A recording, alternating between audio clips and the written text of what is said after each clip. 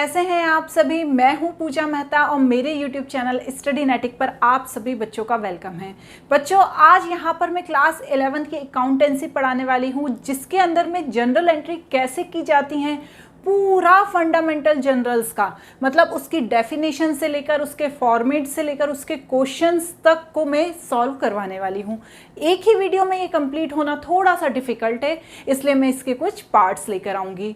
आज बच्चों हम समझेंगे कि जनरल होता क्या है, लेकिन उससे पहले बच्चों मैं आपसे रिक्वेस्ट करती हूँ कि प्लीज़ मेरे चैनल को सब्सक्राइब करें, लाइक करें और मुझे मोटिवेट करें, मैं इसी तरह से आपके लिए और अच्छे अच्छे वीडियोस बनाकर ला सकूँ। ठीक है बच्चों, चलिए काम की बात पे आ जाते हैं कि जनरल एंट्रीज क्यों की जाती हैं और ये होती क्या हैं। देखिए, क्लास 11th में जनरल एंट्री को बहुत ज़्यादा इम्पोर्टेंस दी हुई है। क्यों दी है? क्योंकि ये सिर्फ क्लास 11th में ही काम नहीं आती है। आगे चलकर क्लास 12th में आप ग्रेजुएशन करेंगे, उसके आगे जब आप पीजी कोर्स करेंगे, सभी जगह आपको जनरल एंट्रीज का यूज़ करना ही पड़ेगा, चाहे वो छोटे रूप में हो चाहे वो बड़े रूप में हो। तो यहाँ पर यदि आप स्टार्टिंग से समझेंगे कि भैया जनरल एंट्री क्या होती है, तो आपको और अच्छे से समझ में आएगा। हम यहाँ पर एक बात करते हैं कि हम जनरल एंट्रीज कहाँ पर करते हैं। ठीक है, जब भी कोई बिजनेस स्टार्ट किया जाता है, उस बिजनेस में डेली बहुत सारे ट्रांजैक्शन होते हैं। ठीक है, कैसे ट्रांजैक्शन? जैसे हमने कोई सामान खरीदा, हमने कोई सामान बेचा, हमें कहीं से रेंट मिला, हमने किसी को सैलरी दी। चलो डेली ना होते हो, पर मंथली तो बहुत सारे होते हैं ना। डेली भी होते हैं, मंथली भी होते हैं। जब आप मंथ एंड में उन सारे ट्रांजैक्शंस को यदि रिटर्न में नहीं नोट करते हो, तो एंड में क्या होता है, आप मेंटली इतने तो अच्छे कोई भी नहीं है, हम भी ह्यूमन हैं, भूल जाते हैं।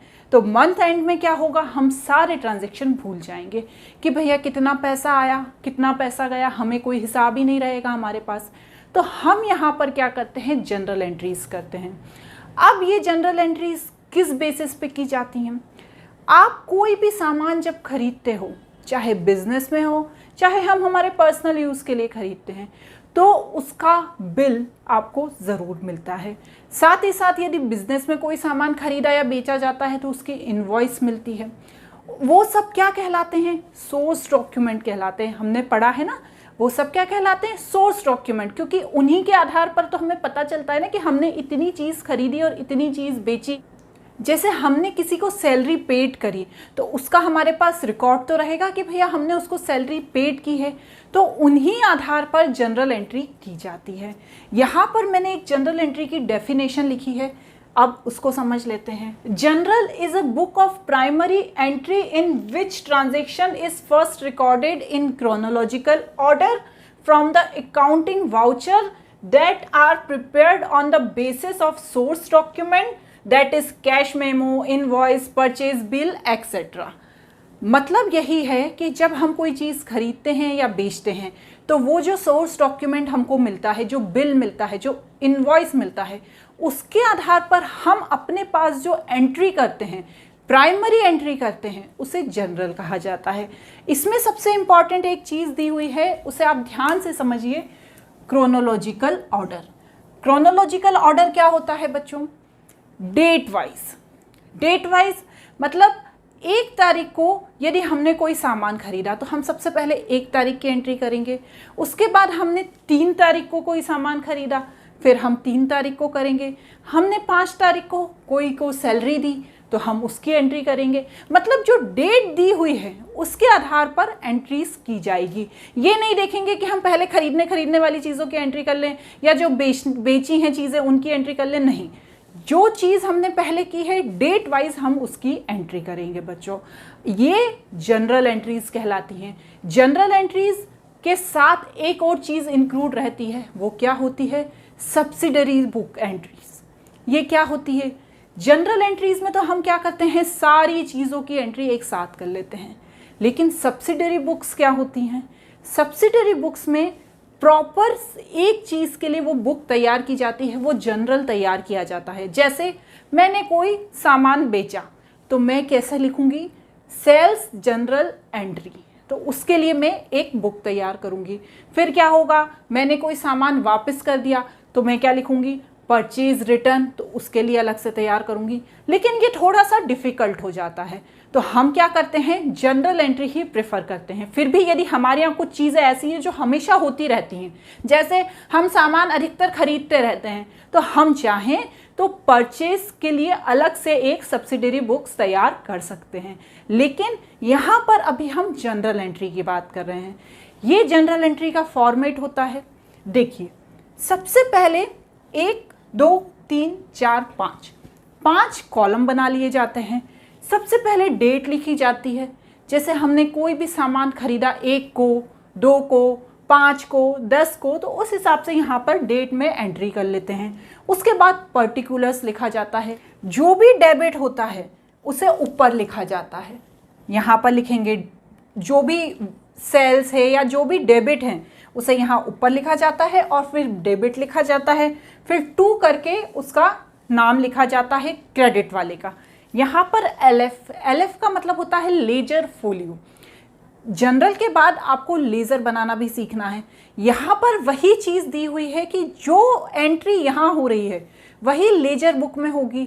तो लेज़र बुक में इस एंट्री पे कौन से पेज नंबर पर वो हुआ है, अब वो पेज नंबर हमको कैसे पता चलेगा, तो हमने इस एंट्री को लेज़र बुक में पेज नंबर 45 पे किया है, तो यहाँ पर 45 लिख देंगे। ठीक है, जो डेबिट वाला अमाउंट है यहाँ डेबिट में लिख देंगे, जो क्रेडिट वाला अमाउंट है उसे हम क्रेडिट में लिख देंगे। इस तरह से जनरल एंट्री का फॉर्मेट होता है बच्चों। अब आप ये बोलेंगे कि मैडम आपने ये बोल दिया कि जो डेबिट है उसे ऊपर लिखते हैं, जो क्रेडिट है उसे नीचे लिखते हैं, तो किसे डेबिट करना है और किसे क्रेडिट करना है जनरल एंट्री में हमें कैसे पता चलेगा। स्क्रीन पर देखिए आपकी प्रॉब्लम का सॉल्यूशन। आप चाहें तो इसे स्क्रीनशॉट ले लें, चाहें तो इसे नोट कर लें। इसमें यहाँ पर ये जो मैंने पूरा फॉर्मेट बनाया है, ये बनाया है रूल्स का डेबिट एंड क्रेडिट के, मतलब किसे हमें डेबिट करना है और किसे हमें क्रेडिट करना है। बहुत से टीचर्स इसे ट्रेडिशनल मेथड से पढ़ाते हैं और बहुत से टीचर्स इसे मॉडर्न मेथड से पढ़ाते हैं।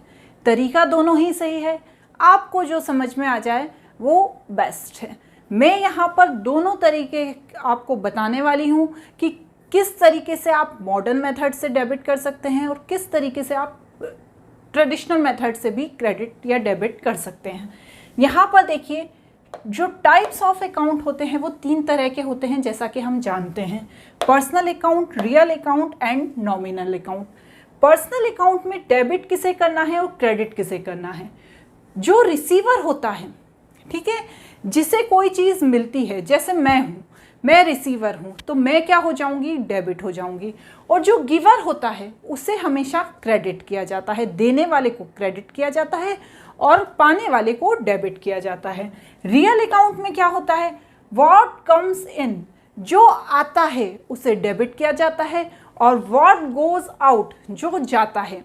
जैसे मैं हूँ, मैंने कोई सामान बेचा तो मेरे पास से फर्नीचर चला गया, वो सामान चला गया, तो जाने वाले सामान को क्या कर दूंगी, मैं क्रेडिट कर दूंगी, और मेरे पास कैश आ गया तो मैं उसको क्या कर दूंगी, डेबिट कर दूंगी। इसी तरह नॉमिनल अकाउंट में क्या होता है, जितने भी खर्चे और जितने भी लॉस होते हैं, हमारी तरफ से जितने भी खर्चे हो रहे हैं, हमें जितने भी लॉसेज हो रहे हैं, उन सबको हम डेबिट कर देंगे, और जितनी भी इनकम या गेन हो रहा है उसे हम क्रेडिट कर देंगे। ठीक है ना, क्योंकि वो जब हमारे पास आएगा तो उसे हम क्रेडिट कर देंगे। ये तो हो गई ट्रेडिशनल मेथड। इसके अलावा मॉडर्न क्लासिफिकेशन भी होता है, सेम वही चीज़ है पर थोड़ा सा तरीका अलग है। एसेट्स, लायबिलिटी, कैपिटल, रेवेन्यू और एक्सपेंसेस, इन्होंने क्या किया है, 5 मेथड में उसे बांट दिया है। जो एसेट्स हैं, एसेट्स कौन कौन सी होती हैं, फर्नीचर, हमारी बिल्डिंग, ये सब क्या होती हैं, हमारी एसेट्स होती हैं। तो एसेट्स जब हमारी बढ़ती हैं, ठीक है, हमने कोई बिल्डिंग खरीदी तो हमारी एसेट्स बढ़ गई, तो उसे हम क्या करेंगे, डेबिट करेंगे। हमने कोई बिल्डिंग बेच दिया, हमने कोई फर्नीचर बेच दिया तो वो हमारी कम हो गई, तो उसे क्या करेंगे, क्रेडिट कर देंगे। तो लिखा है ना डिक्रीज। उसके बाद लायबिलिटी, लायबिलिटी मतलब जो हमें देना है, जैसे हमें बैंक लोन देना है, लोन हमने लिया है उसे हमें देना है, वो हमारी लायबिलिटी है। तो जब वो हमारी कम होती है, मतलब हमने लोन चुका दिया, हमारी लायबिलिटी कम हो गई, तो हमने उसे डेबिट करना है। लेकिन यदि हमने लोन ले लिया तो तो हमारी लायबिलिटी बढ़ गई, इंक्रीज हो गई, तो उसे क्रेडिट कर देंगे। इसी तरह कैपिटल होता है, जब हम कैपिटल बिजनेस में लगाते हैं, ठीक है ना, कोई बिजनेसमैन कैपिटल बिजनेस में लगाता है तो उसकी कैपिटल तो कम हो जाती है। जैसे मैंने कैपिटल लगाई तो मेरी कैपिटल कम हो गई, तो मुझे क्या कर देंगे, डेबिट कर देंगे। लेकिन यदि बिजनेस की कैपिटल बढ़ गई तो उसे क्या कर देंगे, क्रेडिट कर देंगे। इसी तरह रिवेन्यू होता है, रिवेन्यू मतलब हमें जो मिलता है, जब वो हमारा कम होता है तो उसे डेबिट कर देंगे, जब वो हमारा बढ़ता है तो उसे क्रेडिट कर देंगे। इसी तरह एक्सपेंसेस होते हैं, जब हमारे एक्सपेंसेस इंक्रीज हो जाएंगे, हमारे खर्चे बढ़ने लग जाते हैं, तो उसे हम डेबिट कर देते हैं, और जब वो कम हो जाते हैं, डिक्रीज हो जाते हैं, तो उन्हें क्रेडिट कर देते हैं। इस तरह से यहाँ पर डेबिट एंड क्रेडिट का रूल है। इसके बाद भी यदि आपको लगता है कोई डाउट है तो यहाँ पर आई बटन पर प्रेस करके आप मेरा एक सेपरेट वीडियो है डेबिट एंड क्रेडिट के रूल्स का, उसे देख सकते हैं। आज के लिए इतना ही बच्चों। अब हम अगले अपने वीडियो में समझेंगे कि हमें एनालिसिस ऑफ ट्रांजैक्शन किस तरह करना है। Thank you.